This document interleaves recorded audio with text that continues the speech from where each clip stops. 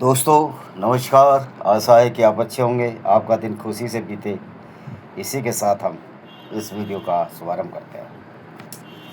दोस्तों, मौलाना साजिद रशीदी एक मौलाना है जो कि मुजफ्फरनगर या सहारनपुर के गुज्जरवाड़ा का रहने वाला है।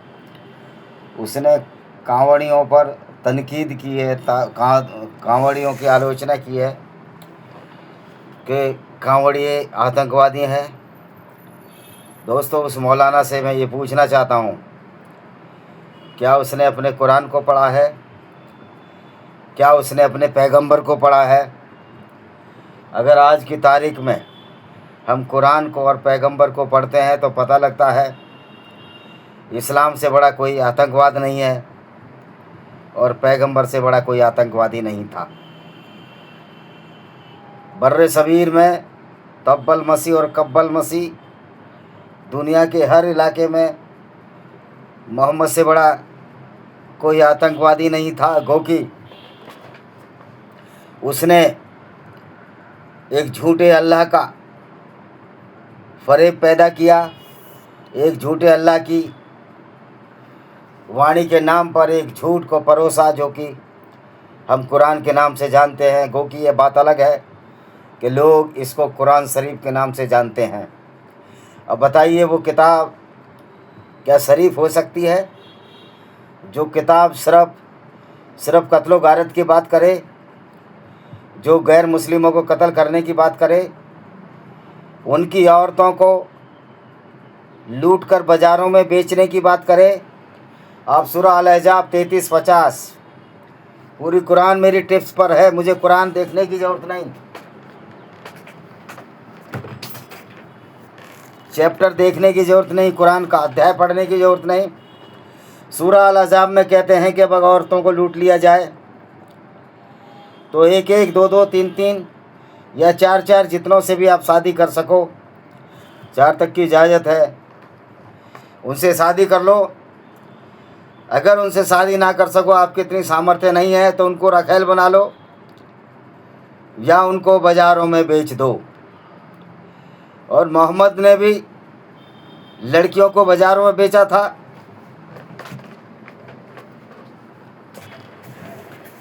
इतनी कम जगह है कि इसमें आप घमंड नहीं कर सकते।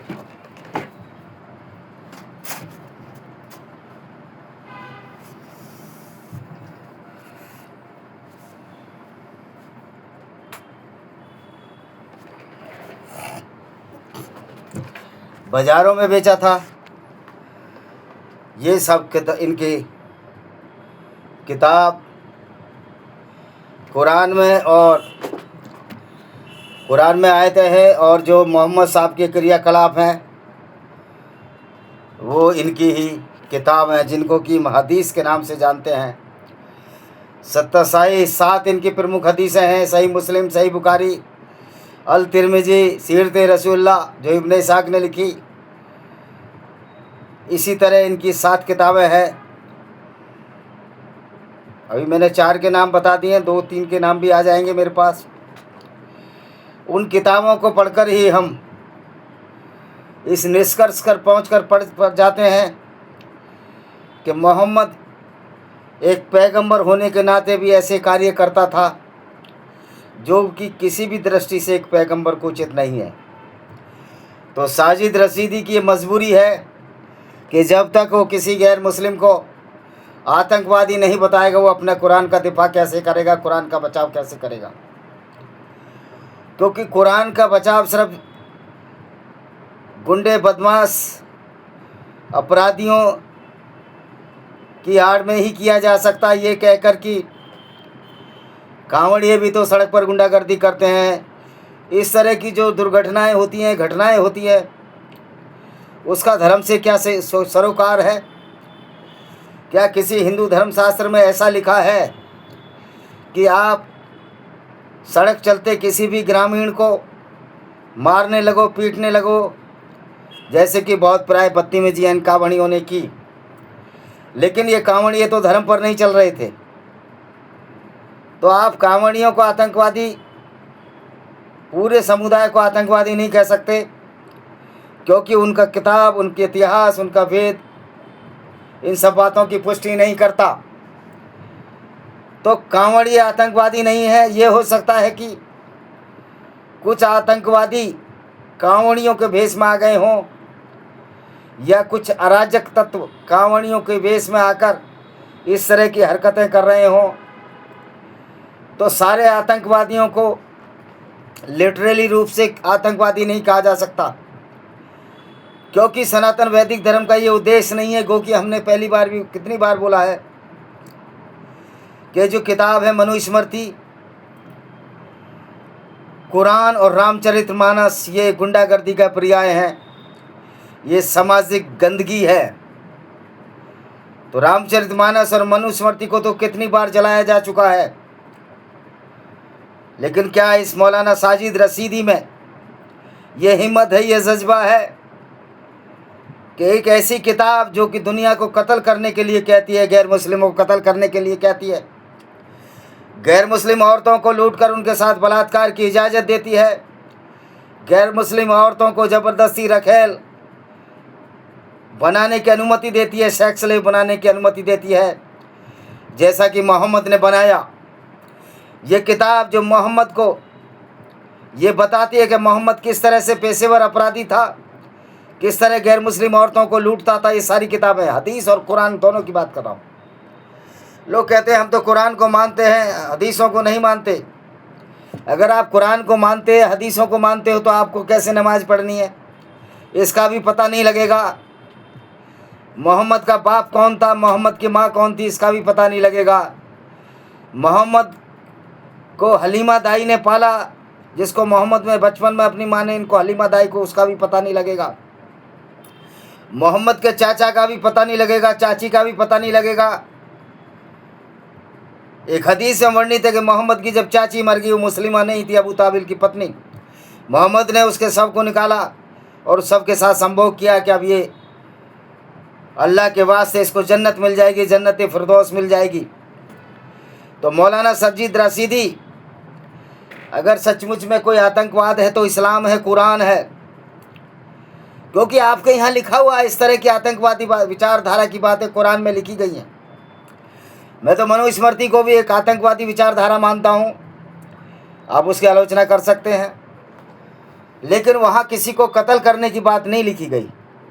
लेकिन इसके उधर कुरान में साफ साफ गैर मुस्लिमों को कत्ल करने की बात लिखी गई है। 5:33 कुरान में गैर मुस्लिम औरतों को लूटने की बात लिखी गई है।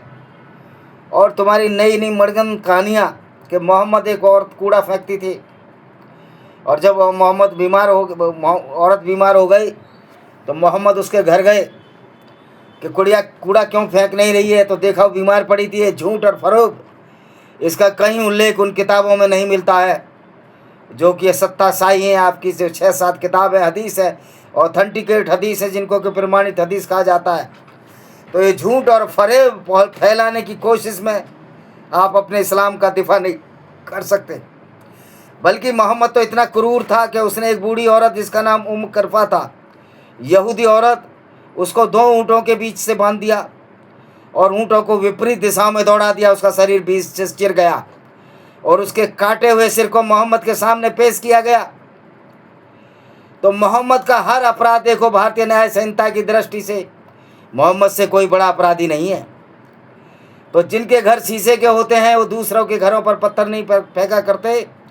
मौलाना साजिद रशीदी, अपने पैगंबर का कैरेक्टर पढ़ो, अपनी देखो कि किस तरह उसकी क्रियाकलाप हैं। क्या बात है, आ जाओ। किस तरह उनके क्रियाकलाप थे, किस तरह से मोहम्मद हरकतें किया करते थे, और किस तरह से मोहम्मद ने पूरी दुनिया में एक ऐसी विचारधारा को पैदा किया जो विचारधारा एक तरह से परफेक्ट आतंकवाद है। तो मौलाना साजिद रशीदी जी, आपको समझना चाहिए कि जिसकी चड्डी फटी हुई हो वो दूसरों की चड्डियों के छेद नहीं गिरा करते, जिनके मुंह पर कालिक पुती हो वो दूसरों पर उंगलियां नहीं उठा सकते। कावड़िए बदतमीजी करते हैं, हिंदू कत्ल भी करते हैं, तो लेकिन कहीं भी किसी भी ऑथेंटिक ग्रंथ में उसका उल्लेख नहीं है कि हिंदू धर्मशास्त्र में ही लिखा है कि दूसरों को कत्ल कर दो। इसलिए रामचरितमानस को मैं धर्मशास्त्र नहीं मानता, क्योंकि उसमें भी राम ने शंभू का वध किया है, जैसा कि बताते हैं। मैंने उस चीज़ को अभी तक नहीं पढ़ा है। और सीता की अग्नि परीक्षा ली, तो ये भी एक गंदगी है। रामचरितमानस भी उस तरह की गंदगी है, मनुस्मृति भी उसी तरह की गंदगी है जिस तरह की गंदगी तुम्हारी कुरान है। कुरान से बड़ी गंदी किताब नहीं। तो ये कहना कि आतंकवादी हैं, तो मोहम्मद का चरित्र पढ़ लो, किस तरह से उसने अपनी बहन की शादी अपने दत्तक पुत्र जैद से कराई, जो कि खदीजा का एक नौकर था। और जब खदीजा से मोहम्मद की शादी हो गई, जिसका पूरा नाम खदीजा बिन खुवैलिद की बेटी खदीजा तो एक ईसाई थी, तो खदीजा उसको अपना दत्तक पुत्र मानने लगी, तो मोहम्मद को भी दत्तक पुत्र मानना पड़ा, मजबूरी थी, नौकरी करता था। जब शादी हो गई तो मोहम्मद ने उसकी शादी अपनी चचेरी बहन जैनब बिन जैस से करा दी, जैस की बेटी जैनब से करा दी। और एक दिन जब मोहम्मद ने अपनी बहन, जो अब इसकी पुत्रवधू बन चुकी थी, तो उसको नंगा अर्धनग्न अवस्था में देख लिया, जबकि मोहम्मद कहता था कि जब किसी के घर जाओ कुंडी खड़खड़ा कर जाओ, लेकिन ये उसके यहाँ बिना कुंडी खड़खड़ाए चला गया। और जब उसको अर्धनग्न अवस्था में देखा तो इसकी कामुकता जाग उठी, तो इसने एक आयत उतार दी। झूठी आयतें ये उतारता ही था कि मोहम्मद नहीं है किसी का बाप, यानी जिससे जो बच्चा मोहम्मद का पैदा नहीं है, मोहम्मद उनका बाप नहीं है, तो उसकी पत्नी भी उसकी पुत्रवधू नहीं है। और जैनब से जैद का तलाक, जो दत्तक पुत्र तलाक दिलवा दिया और उससे निकाल सचा लिया। और मौलाना कहते हैं कि जैनब की लड़ाई हो गई थी जैद से, तो मोहम्मद की तो वो पुत्रवधू थी, अगर पुत्रवधू भी ना हो तो बहन तो थी चचेरी। तो इनके यहाँ कामुकता की व्यापकता का अंदाज इसी से लगाया जा सकता है कि मोहम्मद ने वो हर रिश्ता, हर मर्यादाएं तोड़ी जो इसकी काम वासना की पूर्ति और धन लिप्सा की पूर्ति में आड़े आई। तो मौलाना साजिद रशीदी, चूँकि तुम इस्लाम को मानते हो, सच्चे मुसलमान हो, तुमसे बड़ा कोई आतंकवादी हो ही नहीं सकता। एक सच्चा मुसलमान ही सबसे बड़ा आतंकवादी है। और तुम्हारे घर तो शीशे के हैं, तुम पत्थर मत फेंका करो, लोगों को मत भरमाया करो कि एक बुढ़िया थी मोहम्मद पर कूड़ा फेंकती थी। अरे मोहम्मद तो 365 दिन लूट में मशगूल रहता था, उसका लूट में मुलव्विस था। तो मक्का में मदीना में कितने दिन ठहरता था, ये भी बताएं। और किसी की हिम्मत थी कि मोहम्मद पर कूड़ा फेंक सके?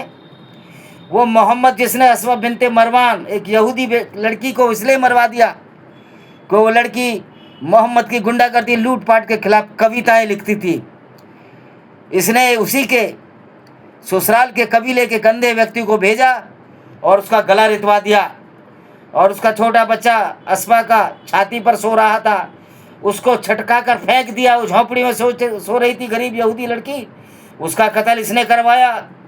सैकड़ों अनगिनत कत्ल इसने करवाए और इसकी वजह से हज़ारों गैर मुस्लिमों का कत्ल हुआ। तो इस्लाम को मानने वाले से बड़ा कोई आतंकवादी नहीं है, इस्लाम से बड़ा कोई आतंकवाद नहीं है, और इस्लाम से बड़ा, इस्लाम के पैगंबर से बड़ा कोई नीच व्यक्ति नहीं है जिसने पूरी मानवता को शर्मसार किया जाता है। अब ये सोचने का विषय है। मैं उन भीमटों से, नीलांडों से कहना चाहता हूँ कि जो राम को, कृष्ण को गाली देने वाले नीलांड हैं, जो चंद्रशेखर रावण के नीले अंडों से कहना चाहता हूँ कि तुम्हारे जोगिंदर नाथ मंडल को एक दलित था, जब दलित लड़कियों के साथ बलात्कार हुआ, ये कहकर पाकिस्तान से भाग गया, पाकिस्तान चला गया कि मैं हिंदुओं के साथ नहीं रह सकता, और वहाँ का कानून मंत्री बना। जब दलित औरतों के साथ बलात्कार संयुक्त पाकिस्तान में, जिसमें बांग्लादेश भी शामिल था, होने लगे, तो इसने शिकायत की। तो वहाँ के राष्ट्रपति ने, वहाँ के प्रधानमंत्री ने क्या बोला इससे कि ये तो हमारे इस्लाम की परंपरा है और तुम काफिर हो, काफिर ही रहोगे। तो मैं दलितों से, बुद्धिस्टों से कहना चाहता हूँ कि तुम तो उनकी दृष्टि में काफिर हो, नीच हो, सुअर हो, कुत्ते हो, बिल्ली हो, बंदर हो, जो कि किताब कहती है कि सारे गैर मुस्लिम कुत्ते बिल्ली बंदर है। आप इस बात पर कभी कोई टिप्पणी नहीं कर सकते। न गोस्वामी तुलसीदास की औकात थी कि वो तेलियों कलवारों को गाली देता था। रामचरितमानस में तेली, कलवार, डोम, कुम्हार और 5-6 जातियाँ आज मैंने पढ़ी हैं। उसमें डोम, कलवार मतलब ये शिवहरे, कुम्हार, भील, ये 4-5 जातियाँ मैंने आज पढ़ी हैं। उनकी तो निंदा करता है, नीच बताता है। पर क्या गोस्वामी तुलसीदास की औकात थी जो मुगलों के टुकड़ों के रोटियों पर पलता था कि लिख देता कि इस्लाम का पैगंबर भी एक लुटेरा अपराधी था। तो दोस्तों, सच्चाई सच्चाई होती है। अगर इससे किसी की भावना को कोई ठेस पहुंचती है तो ये कुरान से भी तो हमारे गैर मुस्लिमों की भावनाओं को ठेस पहुंचती है। कोई हमने तो ठेका नहीं ले रखा कि हम तुम्हारी भावनाओं की कद्र करें और तुम कुछ भी बोलो और तुम्हारे हाथों कत्ल भी होते चले जाएं। कातिल को कातिल कहना कोई अपराध नहीं और मोहम्मद से बड़ा कोई अपराधी नहीं। और साजिद रशीदी जो कि खुद मुसलमान है, सच्चा मुसलमान कहता है, अभी तो बीजेपी का पिछलग्गू हो गया है वो, उससे बड़ा कोई आतंकवादी नहीं, क्योंकि वो सच्चा मुसलमान है। इसी शीर्षक के साथ मैं इस वीडियो को डालूंगा। वंदे मातरम, जय हिंद, आपका दिन शुभ हो।